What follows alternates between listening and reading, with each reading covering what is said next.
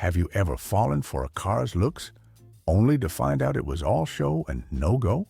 Today, we're diving into 10 muscle cars from the 1960s that promised heaven. Amazing designs, intimidating names, roaring V8s.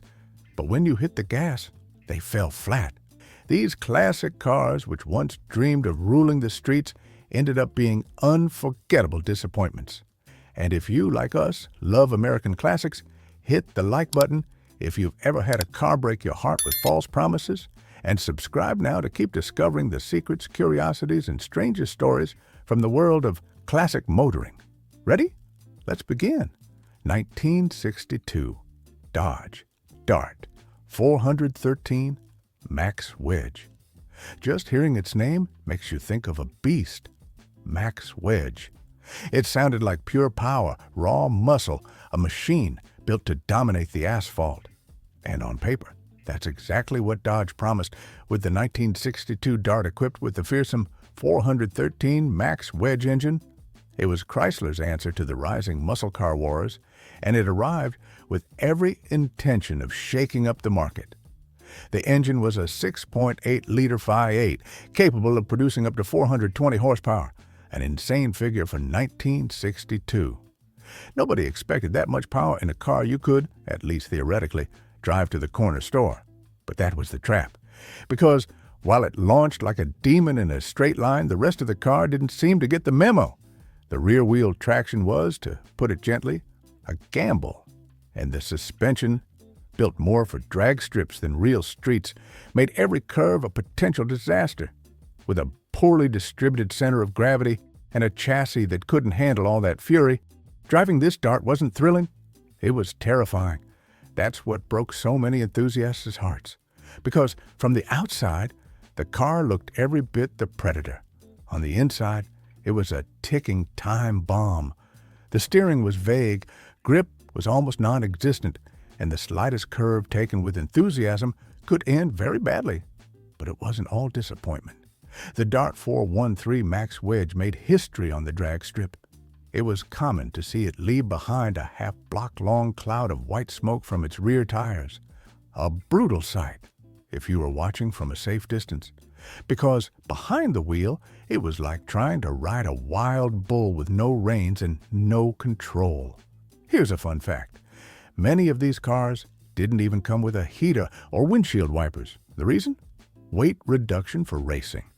Dodge wasn't even pretending this was a street car, though that's exactly how they sold it. 1969 AMC AMX 390.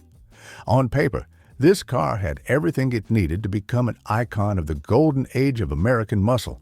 A compact, sporty design with only 2 seats, like the great European coupes, and a 6.4-liter V8 engine delivering 325 horsepower. A MC, a brand that was always fighting to stand out among giants like Ford, Chevrolet, and Dodge, went all in with this model. And while it had spirit, something in its execution just didn't click.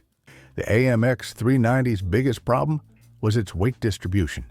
With that massive engine crammed into a short chassis, the front end became unbearably heavy. That imbalance directly affected its handling. The car felt clumsy when turning, sluggish in steering response, and prone to understeer. In other words, it went into the corner but didn't always come out gracefully. Engineers tried to fix it by tweaking the suspension and redistributing weight, but the car's very architecture worked against them. And while it could sprint from 0 to 60 miles per hour in under 7 seconds, on a circuit or even a winding road, the AMX 390 became a demanding, sometimes frustrating experience. It wasn't a forgiving car. It wasn't for beginners. Here's a fun but little-known detail. AMC offered a special dashboard clock called the Go-Pak Rally Clock, complete with a built-in stopwatch.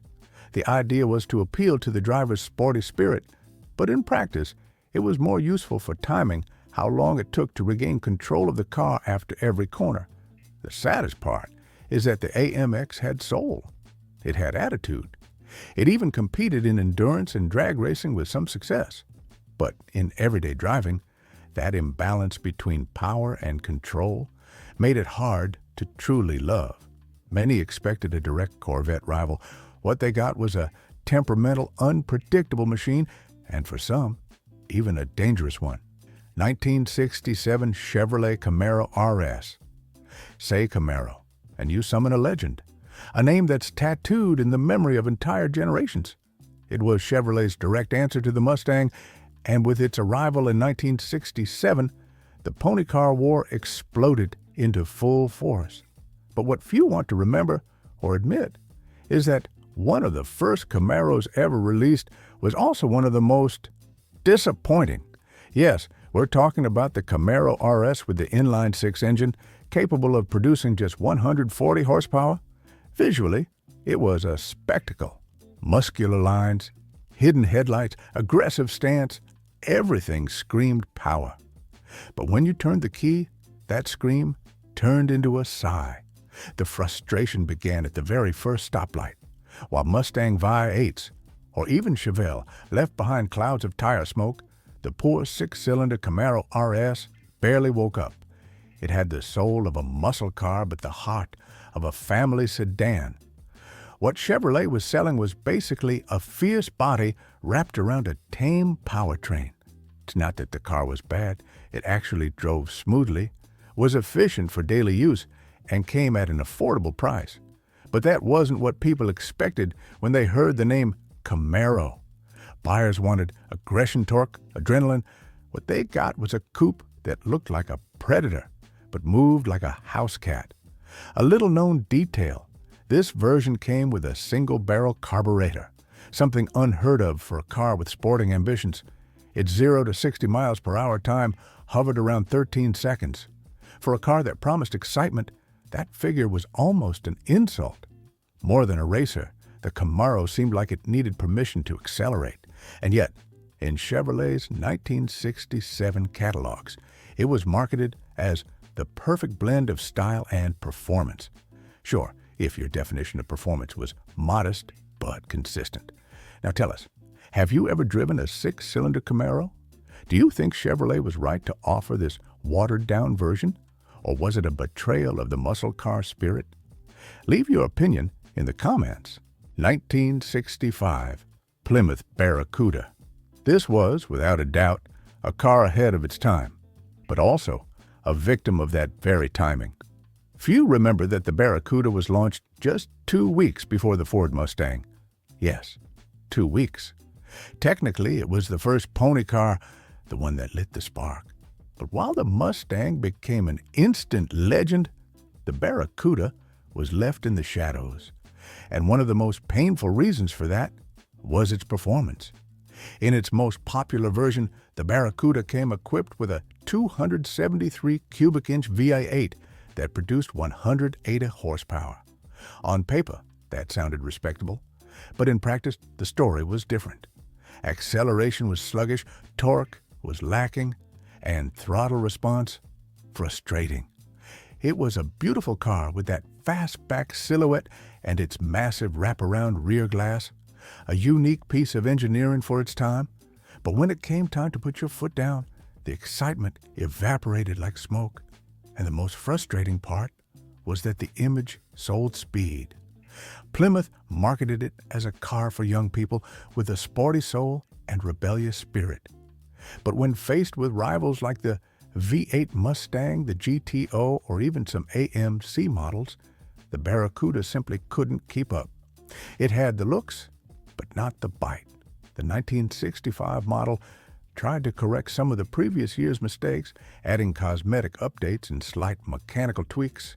There was even a Commando version with 235 horsepower, but it still wasn't enough to compete seriously. And that's the Barracuda's great tragedy.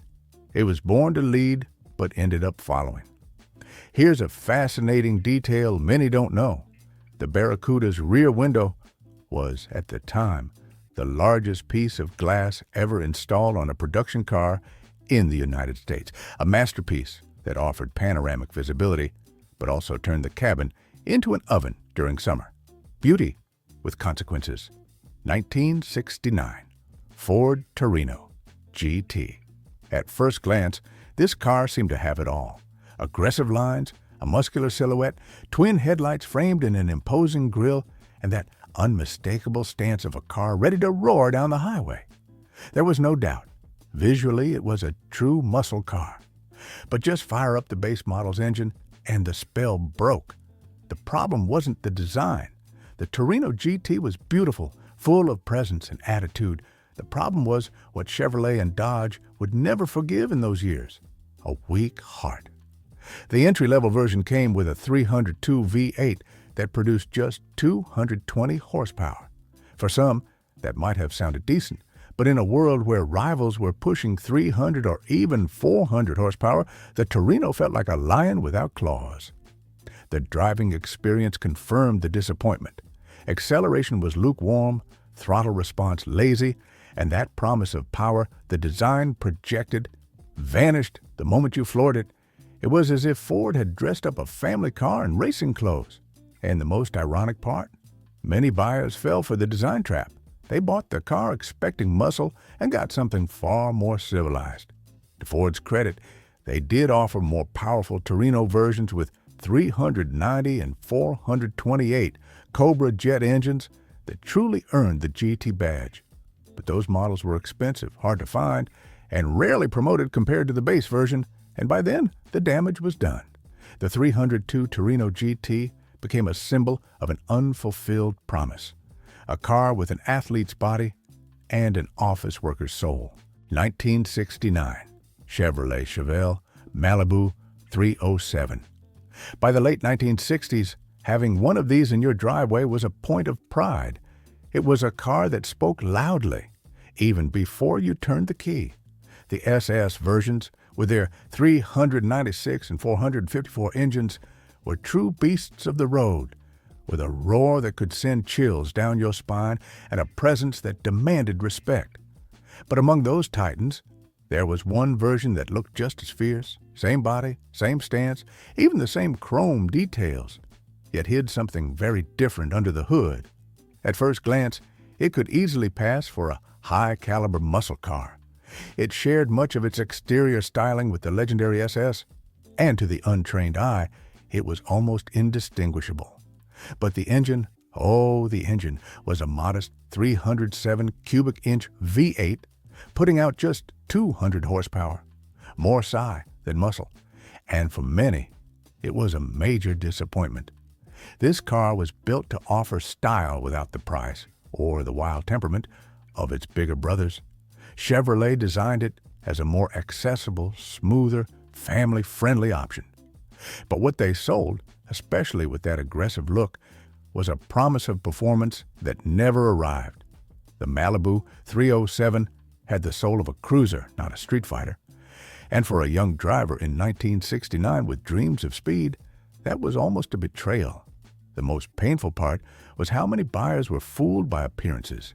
They saw a Chevelle with wide tires, sporty trim, and glossy paint, and assumed it was a rocket.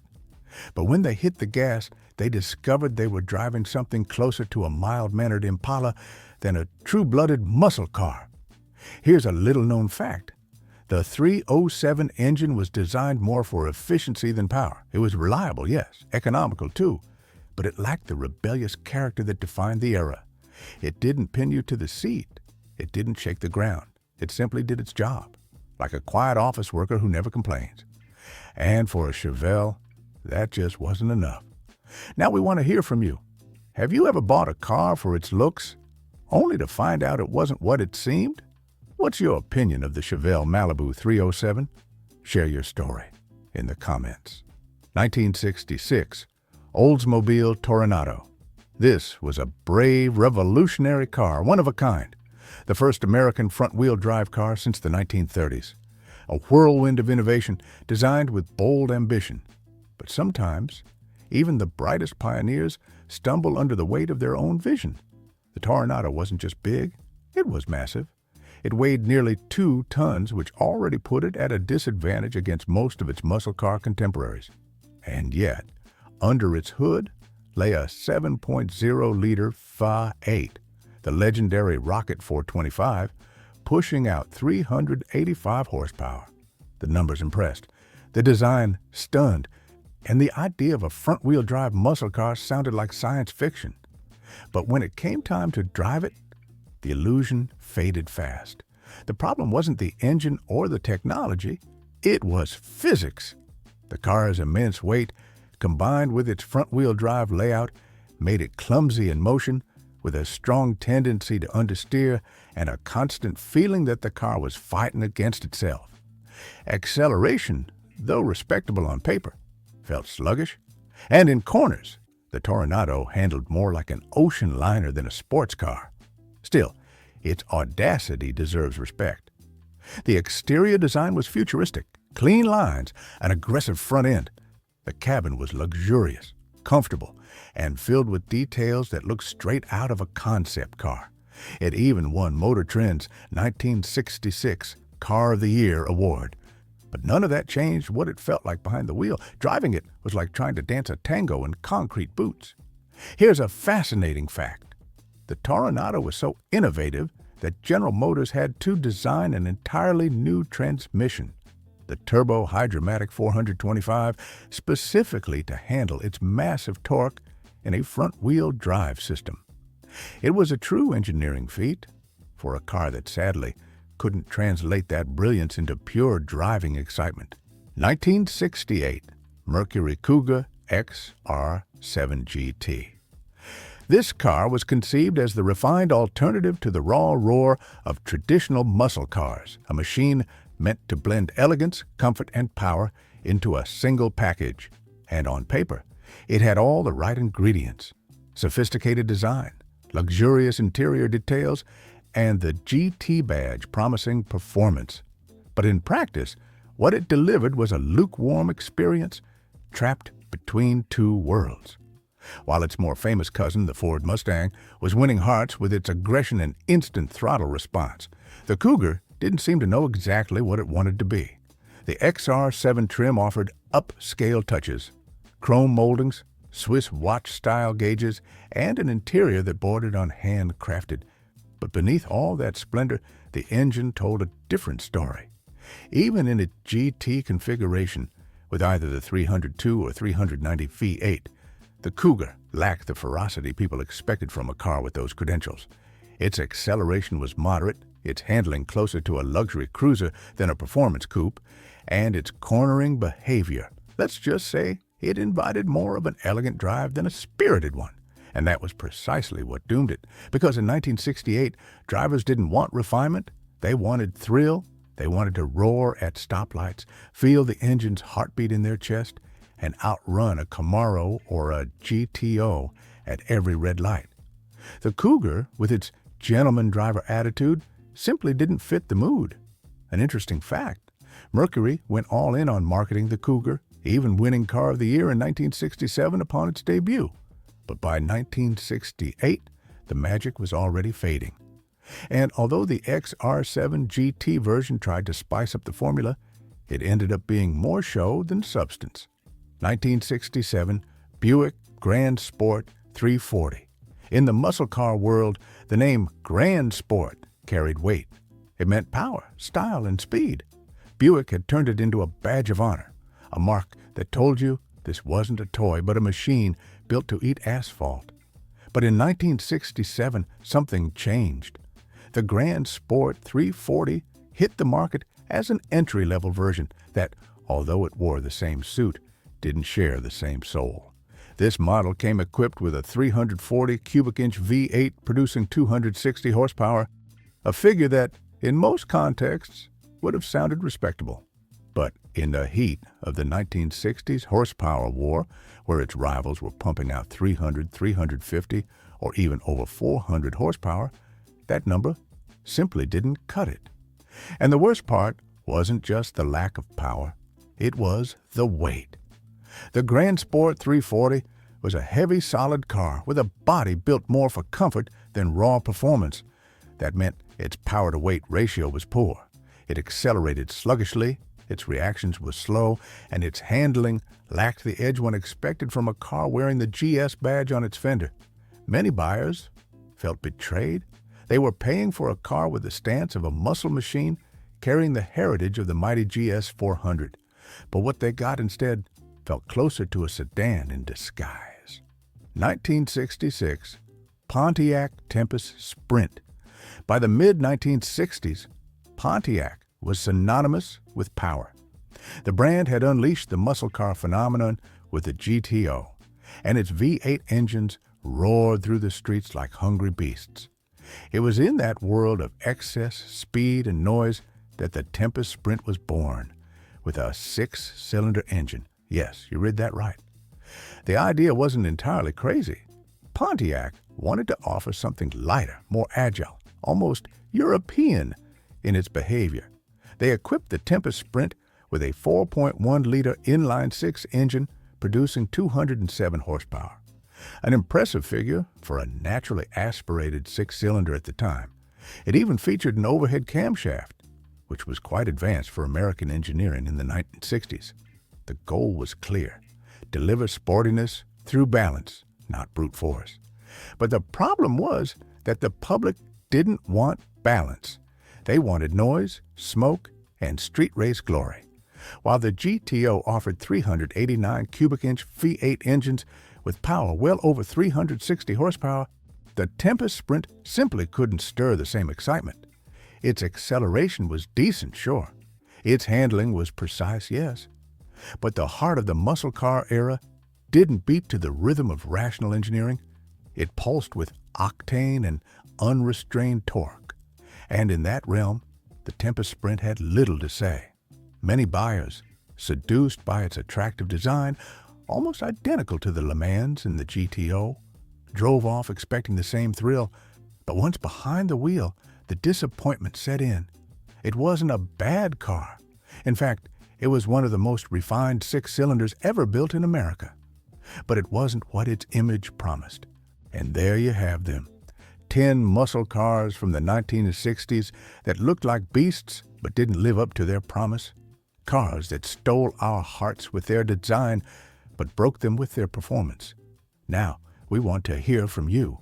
Which of these models disappointed you the most? Is there one you'd defend no matter what? Leave your comment below. Don't just watch. Be part of this community that lives and breathes gasoline, history, and memory. And if you want to see the other side of the coin, click now on the next video, where we show you the most brutal muscle cars of 1969, machines that delivered everything they promised, and then some. I promise that video will make your heart race. See you there.